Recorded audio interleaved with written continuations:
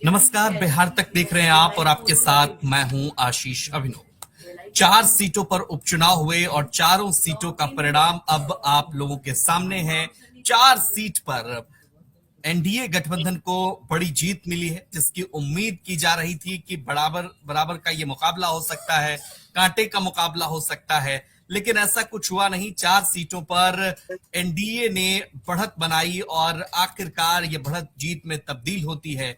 चाहे बेलागंज हो, तरारी हो, रामगढ़ हो, इमामगंज हो, सब जगह एक तरह से परचम आप कहिए एनडीए का लहराया है। लेकिन सवाल ये कि क्या नीतीश कुमार की चाल में तेजस्वी यादव फंस गए हैं? जिस तरह से पहले आसार लगाए जा रहे थे, कहा जा रहा था कि हो सकता है कि यहाँ पर 2-2 का मुकाबला हो या फिर 3-1 का भी मुकाबला हो सकता है। क्योंकि पहले देखिए, मैं आपको ग्राफिक्स के जरिए पहले सारी चीजें बता दे रहे हैं। तरारी में विशाल प्रशांत की जीत हुई है, दूसरे नंबर पर राजू यादव रहे हैं, तीसरे नंबर पर जनसुराज के किरण सिंह रही हैं। बेलागंज में मनोरमा देवी की जीत हुई है, विश्वनाथ यादव दूसरे नंबर पर, मोहम्मद अमजद तीसरे नंबर पर रहे हैं। अगर हम रामगढ़ की बात करें तो अजीत सिंह यहां से दूसरे नंबर पर, अशोक सिंह बीजेपी के, उनकी जीत हुई है। माफ करिएगा, दूसरे नंबर पर नहीं, वो तीसरे नंबर पर गए हैं। सतीश यादव जो बीएसपी के कैंडिडेट हैं, वो दूसरे नंबर पर रहे।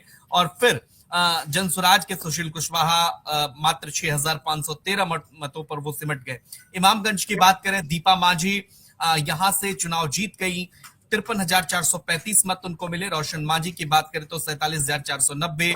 वहीं यहां पर जनसुराज के कैंडिडेट ने प्रदर्शन अच्छा किया और 37,103 वोट उनको मिले।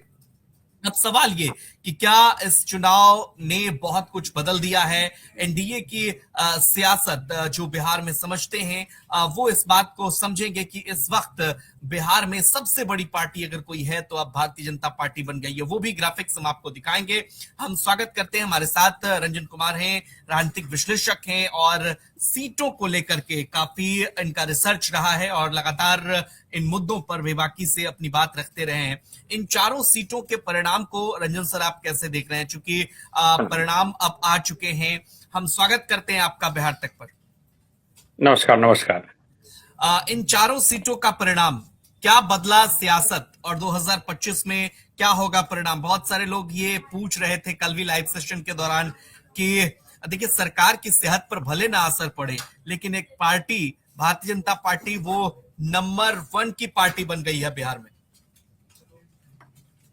देखिए, उपचुनाव का महत्व वैसे बहुत कुछ होता नहीं है, क्योंकि एक ट्रेंड बना हुआ है कि सत्ताधारी दल को इस चुनाव में सफलता मिलती है। जो बात आप पहले बता रहे थे कि इससे सरकार के सेहत पर कोई अंतर नहीं पड़ता है, तो जो विपक्षी दल होते हैं उसमें उदासीनता की स्थिति होती है और वोटर भी जनरली सत्ता के साथ ही रहना चाहते हैं। उनको मालूम होता है कि सरकार के सेहत पर कोई अंतर पड़ने वाला नहीं है, लेकिन फिर भी इससे इंडिकेशन मिलता है आपको भविष्य के चुनाव के लिए। अगर सत्ताधारी दल सीट बचा लेती है या सीट छीन लेती है तो ये उतना बड़ा न्यूज नहीं है जितना बड़ा न्यूज उनके हारने का बनता है।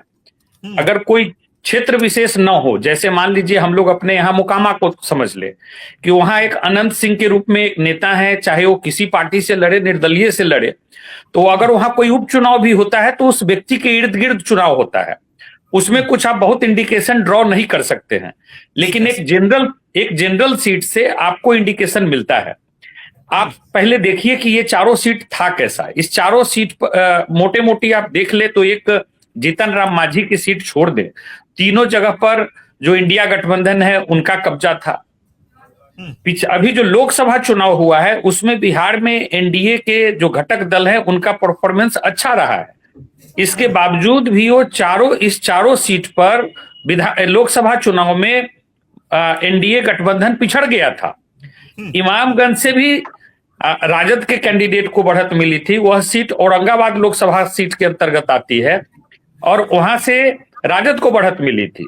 इसी तरीके से तरारी में, बेलागंज में और रामगढ़ में सभी जगह इंडिया गठबंधन के प्रत्याशी को बढ़त मिली थी।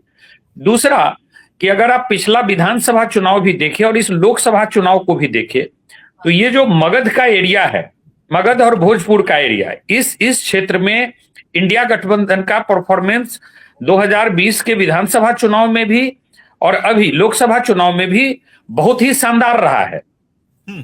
और ये चारों सीट इसी क्षेत्र की सीटें थी। इसीलिए ये उम्मीद की जा रही थी कि जो राजद और उसके सहयोगी दल हैं उनका परफॉर्मेंस यहां ठीक ठाक होगा। अब रिजल्ट में आप देखें कि आपको तत्काल लग रहा होगा ऐसा कि राजद का मजबूत किला ढह गया।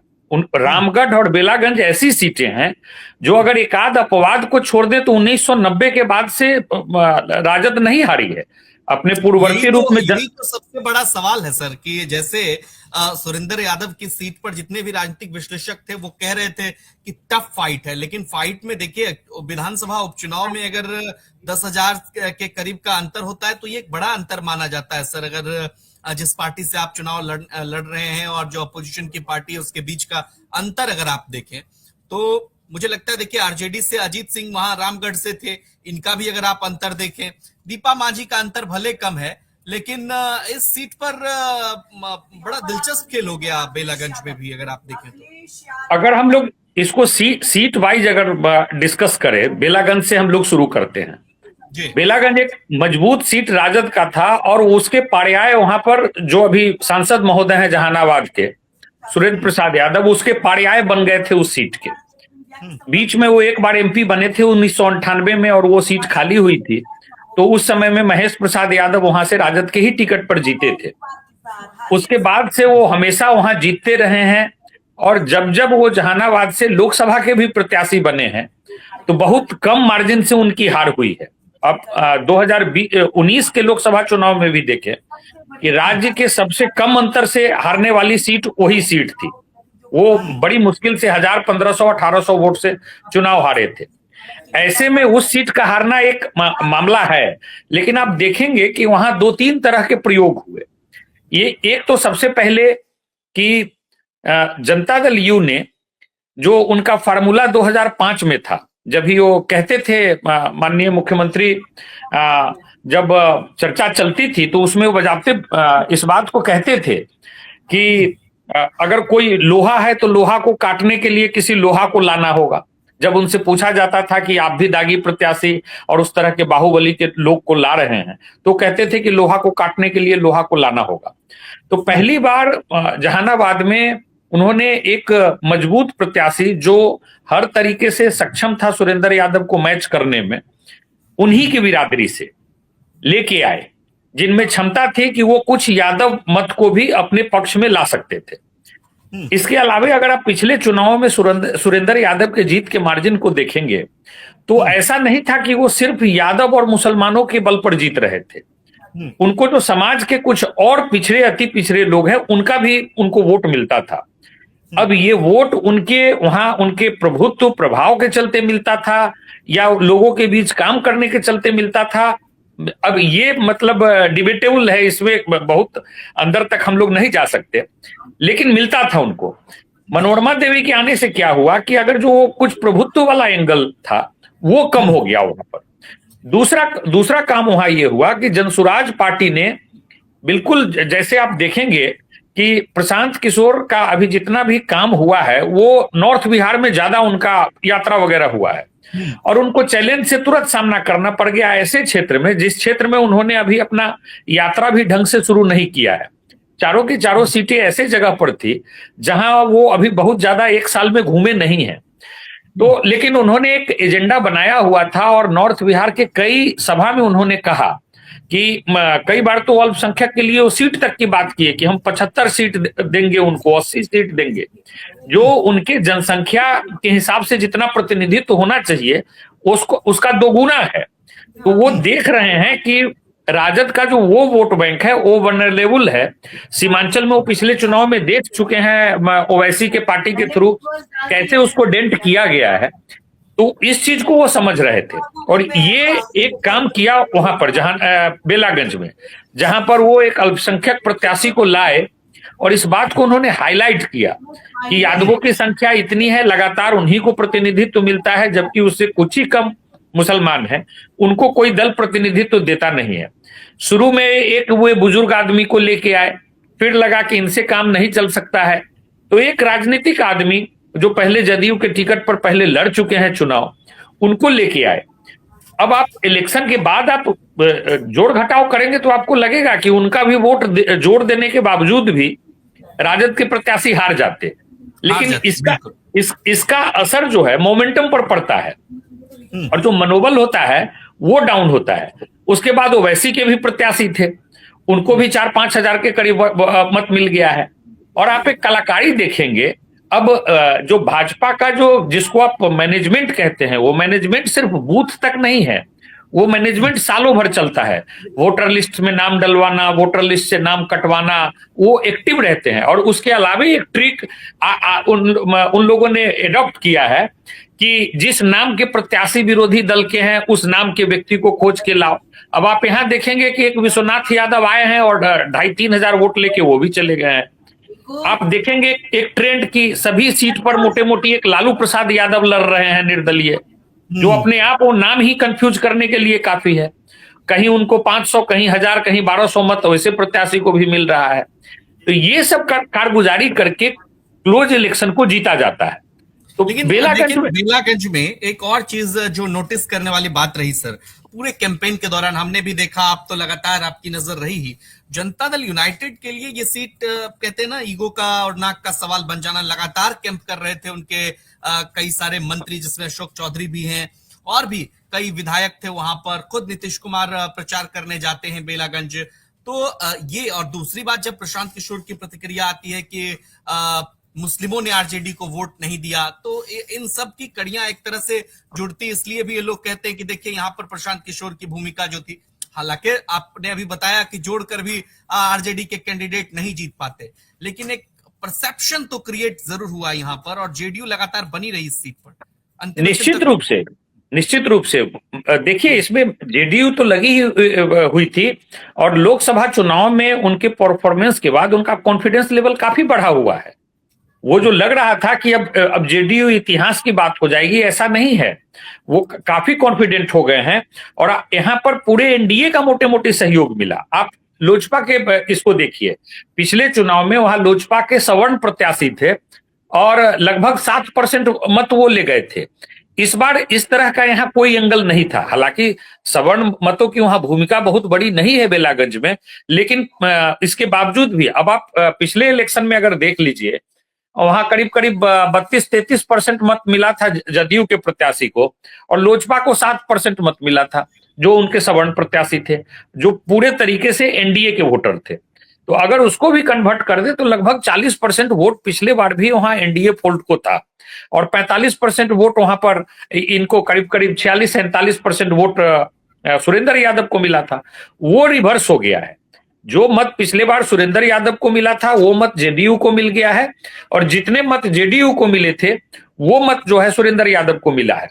तो आप जो लोजपा का वोट था वो उनको मिला, कुछ यादव मत उनको मिला है, और कुछ मुसलमान का भी मत जदयू को भी मिला है। ऐसा नहीं है कि उसमें डेंट सिर्फ प्रशांत किशोर ने लगाया है या ओवैसी की पार्टी ने भी लगाया है। जदयू के भी कैंडिडेट को कुछ मुसलमानों के मत मिले हैं वहां पर। इस तरीके से एक ये हम नहीं कह रहे हैं कि ये ट्रेंड आगे भी रहेगा। एक उपचुनाव था, एक परिवारवाद का भी मुद्दा उठा था कि अब सुरेंद्र यादव के बाद उनके पुत्र, ये भी इस बार के उपचुनाव का एक ये मुख्य लक्षण था कि हर सीट पर वो एक परिवारवाद एक मुद्दा बना हुआ था, चाहे इस दल के लोग हों चाहे उस दल के लोग हों। लेकिन राजद का एक बहुत ही मजबूत किला उखड़ा है, इस बात में कोई दो राय नहीं है। लेकिन एक सवाल यहाँ पे और भी है, दर्शकों का भी सवाल है। थोड़ा बेलागंज का रुख कर लेते हैं, बेलागंज के बाद माफ करिएगा तरारी का रुख कर लेते हैं। विशाल प्रशांत, चूंकि इनके पिताजी की जो छवि थी, चुनाव पहले भी निर्दलीय लड़े थे, और यहां से कहा जा रहा था कि गढ़ बचाने में सीपीआईएमएल सफल हो जाएगी। यहाँ जनसुराज कोई बड़ा फैक्टर नहीं रहा, 5-6 हजार वोट तो चलिए, अब एक कोई पॉलिटिकल पार्टी जिसका इतना बड़ा कैंपेन हुआ, हर जगह पर एक स्ट्रेटजिक कैंपेन हुआ, तब 5-6 हजार वोट लाना कोई बड़ी बात नहीं है। बावजूद इसके सीपीआईएमएल की हार को आप कैसे देखते हैं? विशाल प्रशांत की रणनीति को आप कैसे देखते हैं? ये विशाल प्रशांत की रणनीति या भारतीय जनता पार्टी की रणनीति? सुनील पांडे खुद चुनाव नहीं लड़े, उनके बेटे चुनाव लड़े। ये दोनों चीज है यहाँ पर। एक तो भाजपा जहां भी चुनाव लड़ेगी तो इस तरह का उसका मैनेजमेंट है, और जो वोटर का भी बंटवारा है। हम लोग अभी चर्चा के क्रम में इमामगंज को सबसे लास्ट में रखेंगे, क्योंकि जो ट्रेंड आगे के चुनाव का मिल रहा है वो इमामगंज से ही मिल रहा है। तो उसकी चर्चा हम लोग बाद में करेंगे। लेकिन यहां देखिए, हमारा मानना यह है कि प्रशांत किशोर को जो इस उपचुनाव में जो वोट उनको मिला है, अगर जातीय आधार की बात छोड़ दे, जैसे अभी बेलागंज हम लोग किए, तो बेलागंज में उनके मुसलमान कैंडिडेट को जो मत मिला होगा, उसमें से अधिसंख्य मत मुसलमानों के ही होंगे। उसमें दूसरे कम्युनिटी के मत कितने आए हैं, ये चर्चा इस पर करना भी बेमानी है। इसी तरीके से जो उनके तरारी के कैंडिडेट हैं, उनको जो 5,000 4,000 जो भी मत आए हैं, वो किसके मत हैं, वो बिल्कुल क्लियर है, क्योंकि वो जातीय आधार पर वहां चुनाव लड़ रहे थे। अब हुआ क्या है कि तरारी सुनील पांडे का और तरारी एक दूसरे के पर्याय हैं। पहले ये सीट डिलिमिटेशन से पहले पीरो नाम की सीट हुआ करती थी और वहां वो जीतते रहे हैं, तो वहां तो वर्चस्व उनका था। पिछले चुनाव में भी वहां CPI-ML की जो जीत हुई है 2020 में, उसमें बड़ा योगदान सुनील पांडे का ही था।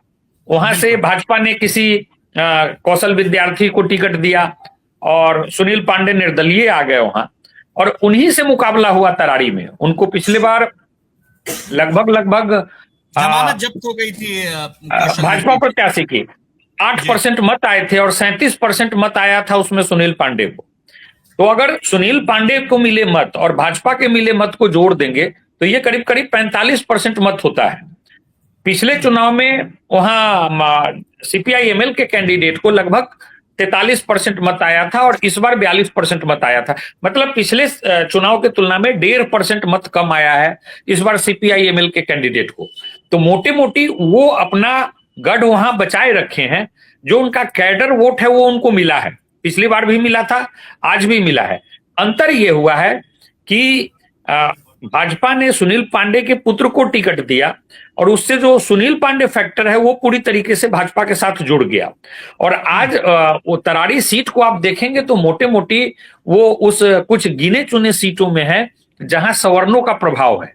मतलब वहां 1.25 लाख के करीब मत। तो पिछला जो चुनाव था सर, इसको जरा विस्तार से समझाइए। वो क्या जिस तरह से गुटबाजी हो गए या सुनील पांडे नहीं लड़ सके, निर्दलीय लड़ सके, इसका फायदा CPI-ML को मिला और इस बार भारतीय जनता पार्टी ने कोई रिस्क नहीं लेना चाहा और हमेशा वो जिस तरह से चुनावी मोड में रहते हैं और हर चुनाव को सीरियसली लड़ते हैं, उस चुनाव में कहीं ना कहीं CPI-ML से दिक्कत हुई या महागठबंधन से भी दिक्कत हुई। प्रचार के दौरान भी हमने देखा कि दीपांकर भट्टाचार्य भी वहां प्रचार करने के लिए पहुंचे थे, लेकिन कोई एक तरह से जिस तरह से स्ट्रेटजी के साथ विशाल प्रशांत का कैंपेन था, फोकस थे वहां के स्थानीय मुद्दे पर, वो इस बार CPI-ML नहीं कर पाए, जो जानी जाती है स्थानीयता के मुद्दे पर चुनाव लड़ने के लिए। कह सकते हैं, लेकिन मेरा मानना है कि इसमें एक फैक्टर और है जो CPI-ML को वहां हराने के लिए उसका एक आप उसको जोड़ सकते हैं उस रूप में भी। प्रचार वगैरह का आज के समय में बहुत महत्व है नहीं। होता क्या है कि जाति वगैरह का ऐसा इस तरीके का कॉम्बिनेशन बना हुआ है ग्राउंड पर कि उसको जो सही ढंग से कर जाएगा वही है। प्रचार चर्चा के लिए है, ये मीडिया में और टीवी डिबेट के लिए है, बहुत महत्व होता नहीं है। बगल में अभी झारखंड के चुनाव में आप देख सकते हैं कि भाजपा ने वहां कितनी मेहनत की।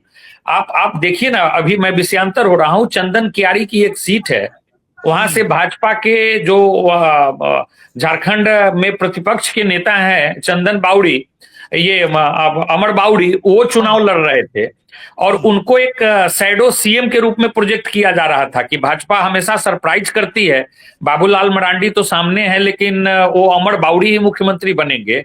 और प्रधानमंत्री ने उस सीट पर चुनाव प्रचार किया था और वहां वो तीसरे नंबर पर चले गए। वहां पर जयराम महतो की पार्टी सेकंड पर दूसरे नंबर पर रही है और कोई जयराम महतो खुद चुनाव वहां नहीं लड़ रहे थे, उनके कोई कार्यकर्ता वहां चुनाव लड़ रहे थे और वो अमर बावड़ी तीसरे नंबर पर चले गए हैं। तो अगर प्रचार का इतना ही महत्व होता तो प्रधानमंत्री के आने से वो जीत जाते सीट, और वो भाजपा की परंपरागत सीट है चंदन कियारी सीट, जो वो लंबे समय से जीतती रही है। तो ये सब कहने सुनने की बात होती है कि उनके आने से हवा बदल गया, इनके जाने से हवा बदल गया। वो बिल्कुल ग्राउंड पर जाति का, धर्म का, जिसको आप पहचान की राजनीति कहते हैं, उसका कॉम्बिनेशन कैसे बैठा है उसी पर है। इसमें जो बात आप बोल रहे थे कि एक तो सुनील पांडे का उधर जाना, दूसरा क्या हुआ है कि आप देखिए 2015 और 2020 में उस सीट को सीपीआई-एमएल जीता है, लेकिन वो सुदामा प्रसाद जीतते थे। सुदामा प्रसाद वैसे जाति से आते हैं, तो कैडर वोट के अलावे वो कुछ वैश्य जाति का भी वोट लेके आ जाते थे अपने साथ, और वही उनकी जीत का कारण बनता था। इस बार वो नहीं हुआ। राजू यादव जैसे मजबूत कार्यकर्ता के होने के चलते जो सीपीआई-एमएल का कैडर वोट है वो मिला। वो आप देख भी रहे हैं कि पिछले चुनाव में 43.5%, इस बार 42%, वो अंतर नहीं आया। लेकिन वो जो वैश्य का मत है वो इधर से उधर छिटक गया, वैश्य का मत इधर से उधर छिटक गया कुछ हद तक, और उसके बाद जो सुनील पांडे का मत है वो मिला। पहले से भी हम लोग ये चर्चा कर रहे थे कि इन चारों सीटों में सबसे बढ़िया चुनाव तरारी में ही होगा, आमने सामने की लड़ाई होगी। और एक थोड़ा और आप पीछे जाएंगे कि ये क्षेत्र वो है जहां रणवीर सेना और आपको माले का जो खूनी संघर्ष के दिनों में से यहाँ टकराहट रहा है, और एक तरह से जो इसलिए कास्ट का फायदा विशाल प्रशांत को ज्यादा मिल गया।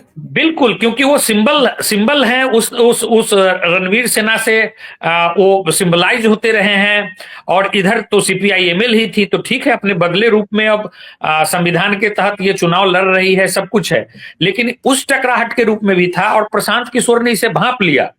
वो राजपूत जाति से लेके कैंडिडेट आए, उनको कैंडिडेट बदलना पड़ा, लेकिन वो समझ गए थे कि यहाँ पर अगड़े पिछड़े का पोलराइजेशन है, माइनस वैश्य मत, ऐसे में बहुत गुंजाइश उनके लिए है नहीं। ठीक है, चलिए अब दर्शकों की दिलचस्पी जरा इमामगंज सीट पर ज्यादा है, और सबकी निगाहें इस बात पर टिकी थी कि ये बहुत हाई प्रोफाइल सीट है। जिस तरह से यहाँ पर जीतन राम मांझी की प्रतिष्ठा दांव पर लगी थी, लगातार कैंपेन कर रहे थे खुद जीतन राम मांझी, यहाँ तक कि प्रधानमंत्री का कार्यक्रम था, सरकारी कार्यक्रम, उसमें भी प्रचार की वजह से नहीं जा सके थे। संतोष मांझी, पति उनके बिहार सरकार में मंत्री, ससुर केंद्र सरकार में मंत्री, मां विधायक, हाई प्रोफाइल सीट तो वाकई थी, और अंतर उतना ज्यादा नहीं है सर। अगर आप देखेंगे तो 47-53 इशारा जरूर दिया है दीपा मांझी को जनता ने कि अभी 1 साल का कार्यकाल है, आने वाला 25 जो है उसमें निर्णायक लड़ाई होगी और फाइट टफ होगी। ये चुनाव एक फंसा हुआ चुनाव था। इसमें मतलब आप कह ही नहीं सकते थे कि किसका मोमेंटम बन रहा है। किसी दिन कोई आगे दिख रहा था, किसी दिन कोई आगे दिख रहा था। इसके कई कारण थे। एक तो मतलब परिवारवाद जो सबसे अपने चरम रूप में था, वो रामगढ़ के जैसा ही इमामगंज में था कि जीतन राम मांझी खुद सेंटर में मंत्री हैं, उनके पुत्र यहां मंत्री हैं, और फिर उनकी पुत्रवधू अभी आई थी। इससे उनके कम्युनिटी में भी नाराजगी थी। बाद में अंतिम दिनों में उन्होंने उसको अपने तरफ ये कर लिया, लेकिन शुरू के समय में ये डिवीजन बिल्कुल वर्टिकल दिख रहा था। जो राजद के प्रत्याशी थे उनके पक्ष में भी जो वहां के मांझी समुदाय के लोग हैं वो बोलते नजर आ रहे थे। इमामगंज में क्या हुआ है कि आप अगर देखें, पिछले चुनाव में इमामगंज में जीतन राम मांझी को लगभग 45.5% मत मिला था, और इस बार वो 32.5% पर आ गए हैं। तो 13% मत की कमी आई है वहां जीतन राम मांझी की पार्टी के मत में। राजद को पिछले बार 36% मत वहां मिला था, इस बार 29% मत आया है। 7% की कमी राजद के भी वोटों में आई है। और एक नया प्लेयर आ गए हैं यहाँ पर, प्रशांत किशोर, जिनको लगभग 22-23% मत मिला है। अब पिछले चुनाव में अगर आप देखेंगे तो 8% मत यहाँ पर रामविलास पासवान जी के, चिराग पासवान के पार्टी को भी 8% मत मिला था। तो अगर उस 8% मत को भी जोड़ देंगे आप 45% में, तो 53-54% मत वहां एनडीए का बनता है, जो घट के 32% पर आ गया। इसमें एक सवाल है, चूंकि चिराग भी कैंपेन में नहीं गए थे और सोशल मीडिया पर यह विषय बहुत चर्चा का विषय बन गया। जितेंद्र पासवान जो कैंडिडेट थे, क्या पासवान वोट जो 8% की आप बात कर रहे हैं, वहां के और भी चिराग के कुछ अपने वोटर होंगे कैडर वोट के अलावा भी, उनका जो एक फैन बेस वोट है, वो वोट क्या जितेंद्र पासवान में शिफ्ट किया है जाति के नाम पर? चूंकि आप भी इनकार नहीं कर रहे हैं जाति की राजनीति से, और जितेंद्र पासवान का प्रयोग जो किया गया वो एक तरह से जनसुराज को यहाँ फायदा तो जरूर दिखा है। 37-38 हजार वोट कम नहीं होता है एक विधानसभा में किसी प्रत्याशी को पहली दफा आ जाना। आप बिल्कुल सही कह रहे हैं, वो थोड़ा नहीं गया है, वो पूरा शिफ्ट हो गया है। आप देखेंगे कि इस चीज को देखते हुए कि वहां पर एक अभी 2-3 महीने से एक टकराहट जैसी स्थिति भी थी चिराग पासवान और जीतन राम मांझी के बीच में, उन लोगों में लगातार बयानबाजी हो रही थी। और इसी चीज को कैश करने के लिए वहां दोनों ने पासवान ये कैंडिडेट उतारा। ओवैसी भी पासवान कैंडिडेट लेके आए और प्रशांत किशोर भी वहां पर पासवान कैंडिडेट लेके आए, और पासवानों का पूरा मत वहां पर शिफ्ट हुआ। लेकिन सिर्फ 8% पासवान के मत से ही 22% उनका और लगभग 5,000-6,000 वोट ओवैसी की पार्टी को भी मिला है। वो नहीं होगा। तो आपको यहां देखना यह है कि यहां पर सवर्णों का भी मत प्रशांत किशोर की तरफ गया है। और मैं जो शुरू में कह रहा था कि इमामगंज सीट इंडिकेशन देगा, वो इसलिए कि जो भी सीटें आरक्षित होती है शेड्यूल कास्ट के लिए, वहां पर आपको जाति के हिसाब से कैंडिडेट चुनने का बहुत आपको मौका मिलता नहीं है। अब अगर मान लीजिए कि अंबिका यादव के भतीजा बसपा के टिकट से रामगढ़ में चुनाव लड़के लगभग वो जीत ही गए थे चुनाव, दूसरे नंबर पर रहे, 1,1200 वोट से हारे। तो वो क्लियर है कि वहां पर यादवों ने उनको चुना। राजद के प्रत्याशी के बदले यादव ने अपने स्वजातीय प्रत्याशी को दिया, चाहे वो बसपा से था। इसी तरह की स्थिति और जगह भी दिखती है। लेकिन यहां पर चूंकि सभी एससी समुदाय के लोग थे, तो जो सवर्ण है उनको एक मौका है, वो कहीं दे सकते हैं, उनको जाति चुनना नहीं है। दूसरी सहूलियत ये हो गई उनको कि यहां भाजपा का लोटस सिंबल भी नहीं है, जिसके साथ वो बंधे हुए हैं कि हमको लोटस को देना है। तो ऐसे मामले में वो लगता है जनसुराज का वोट प्रतिशत देखकर कि सवर्णों का अच्छा खासा मत उनको मिला है। फिर हम देखते हैं कि इमामगंज में राजद के भी वोट बैंक में लगभग 7% की कमी आई है। ये कमी अल्पसंख्यक का है। कुछ अल्पसंख्यकों का वोट वहां ओवैसी के कैंडिडेट को मिला है, कुछ अल्पसंख्यक का वोट वहां जनसुराज के कैंडिडेट को मिला है। यही इमामगंज का हिसाब किताब है। और इससे आप ड्रॉ यही कर सकते हैं अगले चुनाव के लिए कि जिन सीट पर भाजपा चुनाव नहीं लड़ेगी, मतलब एनडीए के अन्य सहयोगी दल चुनाव लड़ेंगे, और अगर वहां पर प्रशांत किशोर के सवर्ण प्रत्याशी होंगे तो उनका झुकाव स्वाभाविक रूप से जनसुराज की तरफ होगा। मतलब 2020 के चुनाव में जो रोल भाजपा के लिए लोजपा ने प्ले किया है, हो सकता है कि 2025 के चुनाव में वही रोल भाजपा के लिए जनसुराज पार्टी प्ले करेगी। अच्छा, तो ये तो बड़ा दिलचस्प हो जाएगा। चलिए रामगढ़ सीट की बात कर लेते हैं। अजित सिंह आए थे जेडीयू से, आरजेडी ने टिकट दिया। बड़े चेहरे इसलिए कि जगदानंद सिंह के बेटे हैं, भाई सांसद हो गए, लेकिन चले गए तीसरे नंबर पर। इस बात की संभावना लग रही थी, लोग कह भी रहे थे कुछ लोग कि वहां पहले और तीसरे में ही, मतलब ये उल्टा होगा। अगर राजद पहले नंबर पर रहेगी तो भाजपा तीसरे नंबर पर रहेगी, राजद तीसरे नंबर पर होगी तो भाजपा पहले नंबर पर होगी, क्योंकि दोनों स्वजातीय थे। और इसमें लग ये रहा था कि जैसे ही वहां राजपूतों को लगेगा कि उनके वोट बंटने से बसपा का यादव प्रत्याशी चुनाव जीत रहा है, तो ऐसे में वो किसी एक के तरफ जाएंगे।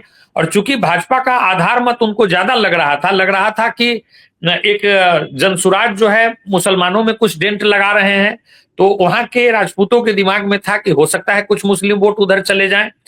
फिर उन्होंने कुशवाहा प्रत्याशी दिया था, तो लग रहा था कि कुशवाहा भी उनको वोट कर देंगे। और यादव अगर बसपा के साथ चले गए तो इनको लग रहा था कि आधार मत इनका राजपूत के अलावा कोई रह नहीं जाएगा। तो ऐसे में भाजपा का आधार मत ज्यादा है, तो उधर शिफ्ट होने से ये होगा कि ये सीट वो जीत जाएंगे। और सेम यही चीज हुआ है। पिछले चुनाव में आप देख ले, बड़ी मुश्किल से सुधाकर सिंह वो चुनाव जीते थे। हमको लगता है 3 ही डिजिट में उनके जीत का अंतर था, 600, 700 या 200 कुछ वोट से वो चुनाव जीते थे। और दूसरे नंबर पर उस समय में भी अंबिका यादव थे बसपा के टिकट पर। भाजपा तीसरे नंबर पर थी, लेकिन पहले और तीसरे के बीच का अंतर शायद 1200 या 1300 वोट का ही था। तो वहां बहुत क्लोज ट्रायंगुलर इलेक्शन हुआ था उस समय में। इस बार ये क्लियर हो गया था कि राजपूतों ने इनको छोड़ दिया, इनको यादवों ने छोड़ दिया। ऐसे में तीसरे नंबर पर जाना इनका पहले से तय था, यही होगा। निश्चित रूप से बहुत शुक्रिया सर, चूंकि आप हमारे साथ इन चारों सीटों के और विश्लेषण एक के लिए। एक एक लाइन और कहना चाहूंगा। अभी पूरे चुनाव में, इसमें अभी के चुनाव में एक पढ़ने की जरूरत यही है कि अब तक ये हो रहा था 2014 के बाद से कि लोकसभा की तुलना में विधानसभा में भाजपा को कम वोट आता था, और ये अंतर बहुत ज्यादा होता था। 14 में थोड़ा कम अंतर था, लेकिन 19 का लोकसभा चुनाव पुलवामा के बैकड्रॉप में हुआ था, तो उसमें नॉर्थ इंडिया और वेस्ट इंडिया में बीजेपी का वोट प्रतिशत काफी बढ़ गया था। और फिर उसके बाद जो विधानसभा चुनाव हुए उसमें उसको सस्टेन करना मुश्किल था, तो उसमें बड़ी गिरावट आई थी। लेकिन 24 के चुनाव से एक ट्रेंड ये लग रहा है कि लोकसभा के जो वोट बैंक है उसको बीजेपी अपने विधानसभा चुनाव में भी लगभग कायम रख रही है, या महाराष्ट्र में तो इन्होंने बढ़ा लिया। आज तक ऐसा पिछले 10 वर्ष में नहीं हुआ था कि भाजपा को किसी राज्य में लोकसभा की तुलना में विधानसभा में ज्यादा वोट मिले। दो बातें इससे निकल रही है। जनता पार्टी के लिए, जी सर, पहले आप अपनी बात पूरी करें, फिर एक सवाल है। दो बातें इससे निकल रही है। एक तो ये लग रही है कि जो 24 का चुनाव रिजल्ट आया वो सही में केंद्र के प्रति नाराजगी थी, उसमें लोगों ने केंद्र के कुछ नीति के विरोध में वोट किया। दूसरा, जिस राज्य में भाजपा के पास मजबूत लीडरशिप है वो अब नरेंद्र मोदी के नाम से भी अच्छा वहां पर परफॉर्म कर रही है। अभी 2024 का लोकसभा चुनाव महाराष्ट्र का नरेंद्र मोदी के नाम पर हुआ, 43% मत आए। अभी का चुनाव देवेंद्र फडणवीस, एकनाथ शिंदे और अजित पवार के नाम पर हुआ, 48% मत प्रतिशत आया है। और ये आगे के लिए इंडिकेशन है कि अब देखिए झारखंड में बीजेपी को लोकसभा में 52 असेंबली सीट पर बढ़त थी और वो घट के अब 23-22 पर आ गई है। ये इसलिए हुआ कि वहां कोई स्टेट लीडरशिप उनके पास नहीं है। वहां का चुनाव हेमंत बिस्वा शर्मा लड़ रहे थे, वहां का चुनाव शिवराज सिंह चौहान लड़ रहे थे, और वहां पर वो बिल्कुल धूल धूसरित हो गए। ऐसे ही आगे के लिए आप उत्तर प्रदेश में आप देख सकते हैं कि एक ये बना हुआ था कि उत्तर प्रदेश में सपा अच्छा कर रही है और विधानसभा में अच्छा करेगी, जरूरी नहीं है, क्योंकि वहां पर अब एक बहुत मजबूत लीडरशिप है बीजेपी के पास, और हो सकता है कि बीजेपी उत्तर प्रदेश में लोकसभा की तुलना में अपने वोट प्रतिशत को बढ़ा ले। इसको एक उदाहरण से समझिए। अभी इसी चुनाव के साथ नांदेड़ लोकसभा के लिए महाराष्ट्र में बाय इलेक्शन हुआ। उसी नांदेड़ लोकसभा के अंतर्गत आने वाली 6 विधानसभा सीटें भाजपा गठबंधन ने जीती हैं, और अगर उस विधानसभा के लीड को आप जोड़ देंगे तो लगभग 1,84,000 वोट का लीड भाजपा गठबंधन को वहां मिला है। लेकिन उस लोकसभा के बायपोल में वो 700 वोटों से चुनाव हार गई है। तो ये कैसे हुआ है? लोग सेंटर के लिए अलग और राज्य के लिए अलग लीडरशिप को देख रहे हैं, और ये चीज इस चुनाव से दिखा है। ठीक है, एक आखिरी सवाल जो इसमें एड ऑन करना, चेहरा चूंकि नीतीश कुमार का है, अब तो भारतीय जनता पार्टी भी कह चुकी है और जेडीयू तो खुले तौर पर यह बात बोलना शुरू कर चुकी है। चेहरा भले नीतीश कुमार का हो, और जिस तरह से मत प्रतिशत से लेकर अब तो देखिए कि सबसे बड़ी पार्टी बन चुकी है भारतीय जनता पार्टी। अगर आप देखें तो 80 सीटों के साथ सबसे बड़ी पार्टी है बिहार में अभी फिलहाल जो विधानसभा की स्थिति है। 25 के लिए भारतीय जनता पार्टी राहत की सांस जरूर लेगी, और चेहरा भले नीतीश कुमार का हो, सीटों का बंटवारा उस तरह से हुआ तो इसमें कोई दो राय नहीं कि भारतीय जनता पार्टी एक बार फिर से बड़ी पार्टी बनकर उभरेगी, और इच्छा भी होगी पार्टी की कि वो सबसे बड़ी पार्टी बने। और यहां से जो अभी जैसे देखिए देवेंद्र फडणवीस का नाम सबसे आगे, उसी तरह से बिहार में भी कुछ खेले की आहट देख रहे हैं आप। अब कह नहीं सकते, अभी जो लीडरशिप है भाजपा का उसमें कुछ भी आगे के लिए प्रिडिक्ट करना बहुत मुश्किल है कि इनके दिमाग में क्या चलता है। लेकिन यहाँ अभी नीतीश कुमार की जरूरत पड़ेगी उनको, क्योंकि यहाँ ये ऑप्शन नहीं है कि वो कहीं किनारे बैठ जाएंगे। अगर वो इनसे रूठेंगे तो फिर दूसरे पाले में जाएंगे, और वहां जाके फिर वो ऐड ऑन करेंगे। तो वो भाजपा ये रिस्क ले पाती है कि नहीं ले पाती है, अभी मुश्किल लगता है मुझे। चलिए, बहुत शुक्रिया सर, चारों सीट पर आपने अपनी बात रखी और हमें हमारे दर्शकों को आपने विस्तार से समझाया, और शॉर्ट नोटिस पर आप हमारे साथ जुड़े। रंजन सर, बहुत शुक्रिया।